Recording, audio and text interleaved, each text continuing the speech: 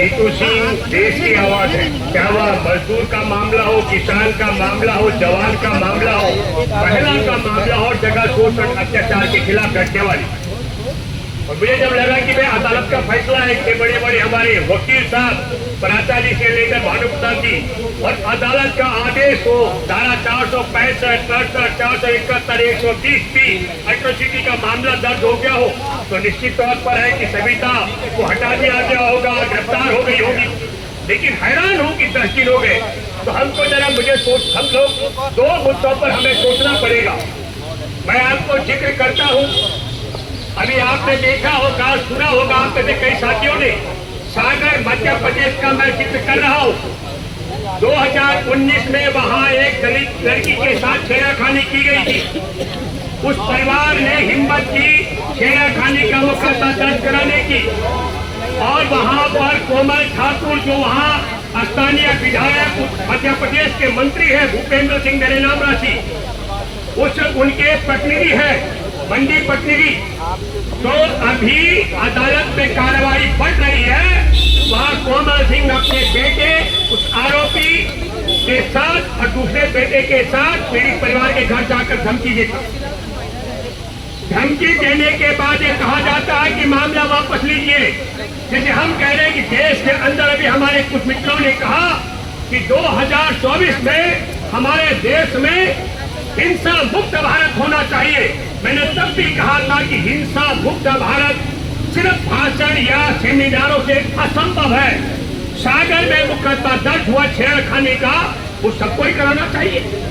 लेकिन 2019 के मुकदमे को वापस लेने के लिए 2023 में उस पीड़ित बेटी के भाई को पीट कर 18 साल के बच्चे को पीट करके खत्म कर दिया गया, उसकी हत्या कर दी गई। मां बचाने के लिए गई, उस पीड़िता के अपने बेटे को, जवान बेटे को, उसको नंगा करके पैरेट से पीट के उसके हाथ तोड़ दिए।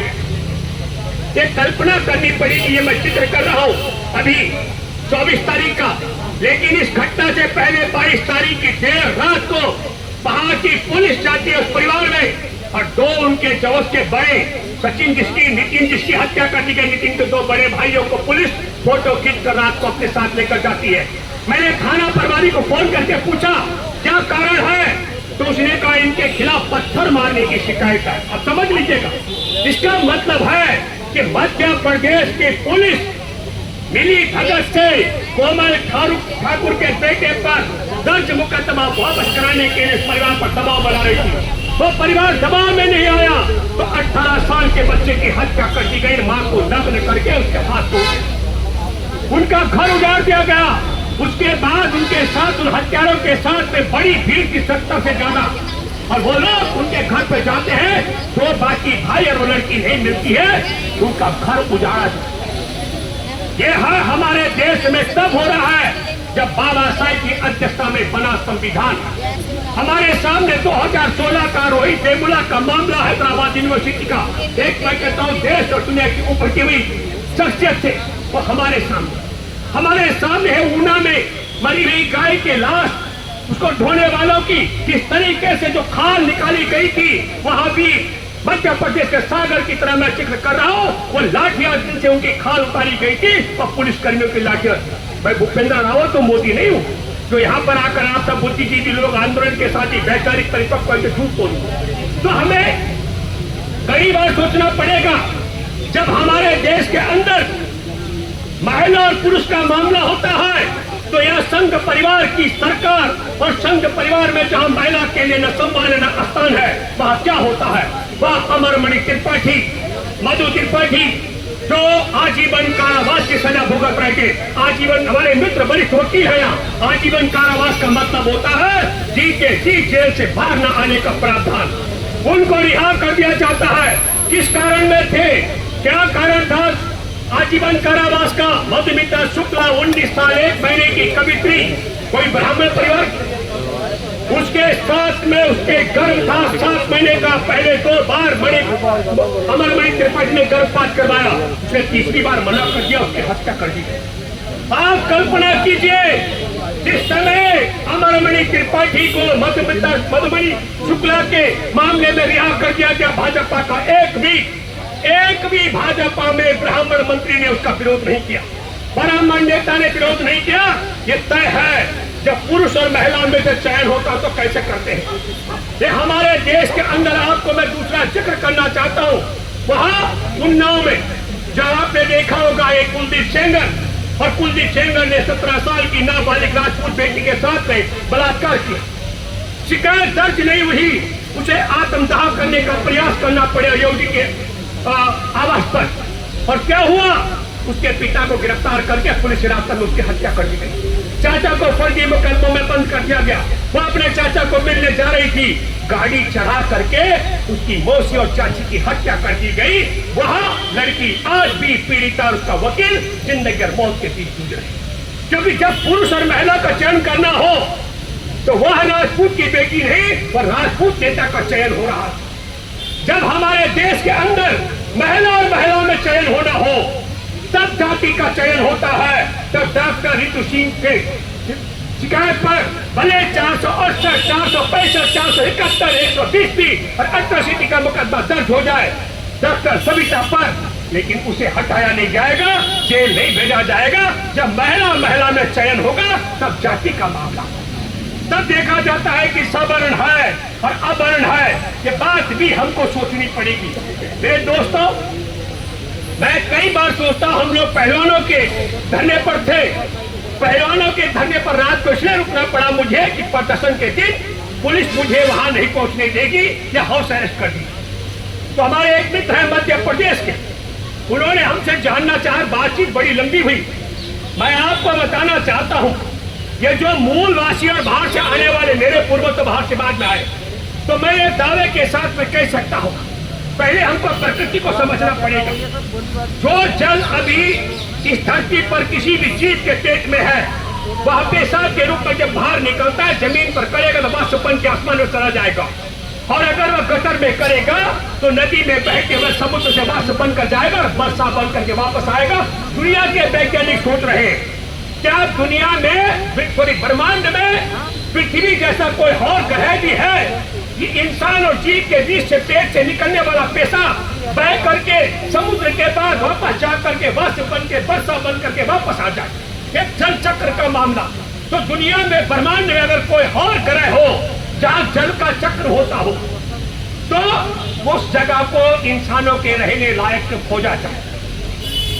एक भी जाति धर्म मजहब से नफरत करने वाला, छुआछूत मानने वाला व्यक्ति मैंने आज तक नहीं देखा जिसने ये कहा होगा कि मैं कसम खाता हूँ, प्रतिज्ञा करता हूँ, मैं उस जल को ग्रहण नहीं करूंगा जो जल दलितों के, मुस्लिमों के, ईसाइयों के, हिंदू, पारसी, ब्राह्मण, दलित और तमाम के पेट से निकलकर बहकर वाष्प बन के वर्षा जल बन करके वापस आया हो, क्योंकि वहां जीवन चुनने का मामला है।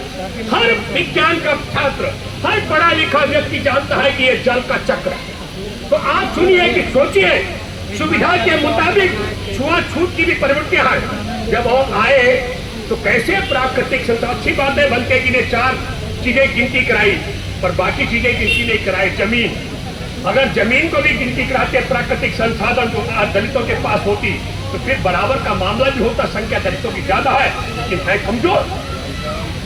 कमजोर इसलिए है कि प्राकृतिक संसाधनों पर भी अब कब्जा करने का तरीका क्या था। हर चीज में ये कहा जाए, मैं आपके माध्यम से एक अपील करना चाहता हूँ, मैं खून अब कम देता हूँ, पहले 3 बार देता था, साल में 2 बार देता हूँ। मेरा दिसंबर में खून का ड्यू और मैं आप सबसे अपील करता हूँ, दिसंबर में इस बार मैंने तय किया है कि मैं अपील करूंगा बड़ी देश के मुस्लिम और दलित युवाओं से, खून मैं देता हूं, मतलब मेरे शरीर में कोई कमी नहीं। मैंने जून में किया, फिर 6 महीने बाद दिसंबर में ड्यू होने वाला है। मैं चाहूंगा कि हर ब्लड बैंक में हमारे युवा दलित और मुसलमानों का खून दान पहुंचना चाहिए।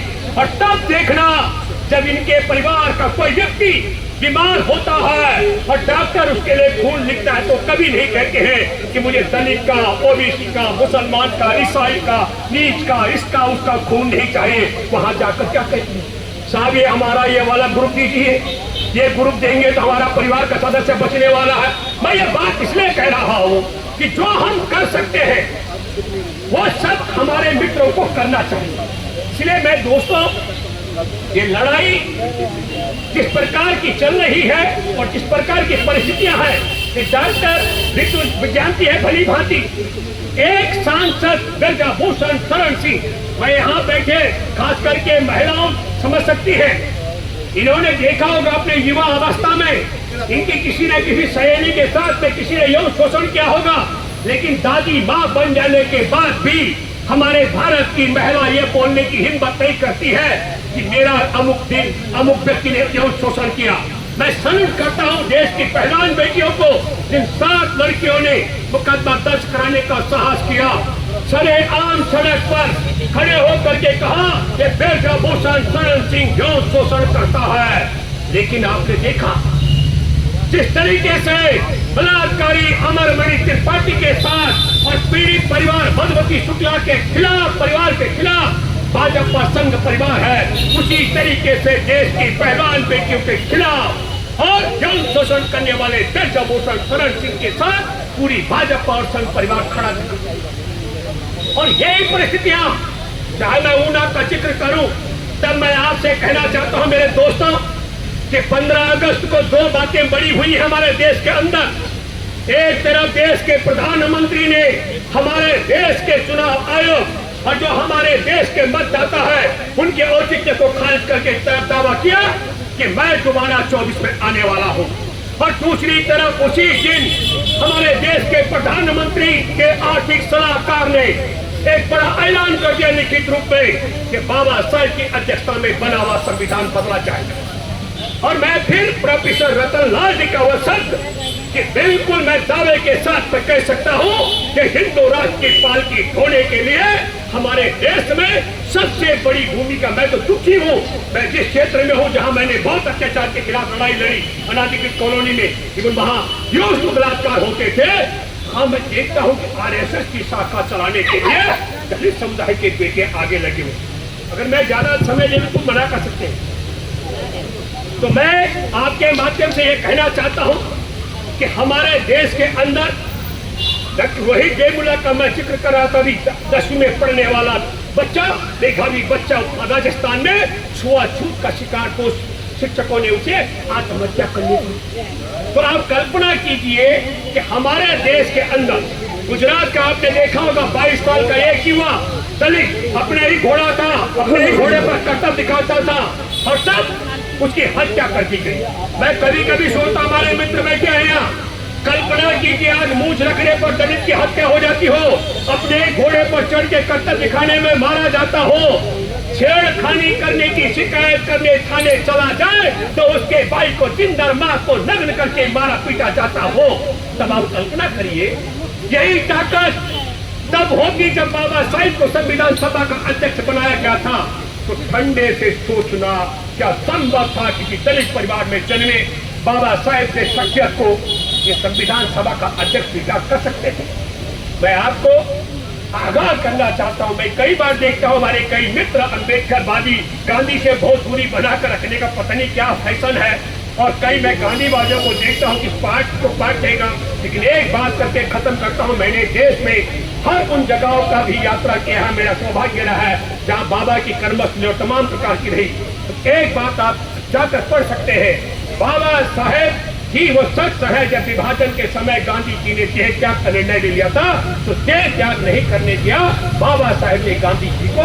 वो अलग बात है कि फिर इनके हत्यारों ने उसकी हत्या कर दी, ये अलग बात है, बापू मारे गए। मैं फिर कहना चाहता हूँ ये लड़ाई लंबी है, संघर्षशील है, लेकिन मैं फिर कहना चाहता हूँ कि अभी तो बाबा साहेब की अध्यक्षता में बना संविधान है, संविधान के मुताबिक सविता डॉक्टर सविता पर 465, 468, 471, 120 एट्रोसिटी का मुकदमा दर्ज है, लेकिन पुलिस पूछताछ नहीं कर रही है, गिरफ्तारी की बात बहुत दूर है। और तब दूसरी तरफ डॉक्टर जी यहाँ धरना देकर बैठी है। मैं आप सब लोगों से संख्या बल का मामला नहीं, लेकिन मैं ये दावा करता हूँ, मैंने जब इंडिया गेट में आप कैसे कोई रहे हो कि नहीं, पर काशीराम जी ने वहाँ पर धरना दिया था, मैं 2 दिन धरने में गया, बहुत रोचक सीन आपको बताता हूँ।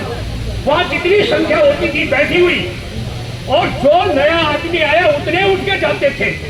और कोई किसी को चेक एंड बैलेंस नहीं करता था। आप समझ लीजिएगा कि अगर धरने में 150 लोग हैं तो 150 ही रहेंगे। 5 आदमी अगर आए तो जो बहुत पहले से बैठे वो 5 आदमी जाते थे।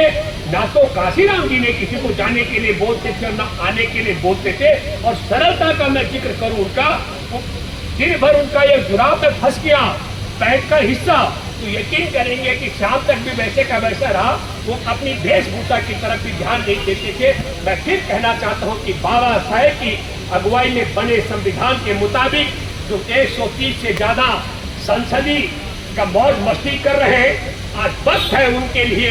इसलिए भी मैं कहना चाहता हूँ कि 2018 में हमारे देश के महामहिम राष्ट्रपति पर जगन्नाथपुरी में और उनकी पत्नी पर धक्के मारे गए थे, गर्भगृह में जाने पर रोका गया था। और फिर मौजूदा आदिवासी महिला हमारे देश की महामहिम राष्ट्रपति को मंदिर में एक विशेष जगह से आगे प्रवेश नहीं करने दिया जा रहा। यह बात भी हमको गांठ बांधनी चाहिए। जब हिंदू राष्ट्र बन जाएगा और जब ये संविधान खत्म हो जाएगा और इनकी मनुस्मृति कायम होगी, तब देश में वंचित तबके का क्या होगा। आखिरी बात खत्म करता हूँ, जितने भी सरकारी संस्थानों का निजीकरण कर दिया गया है, उनमें हमारे देश में SC और ST का जो आरक्षण का कोटा है पूरा खत्म कर दिया गया है।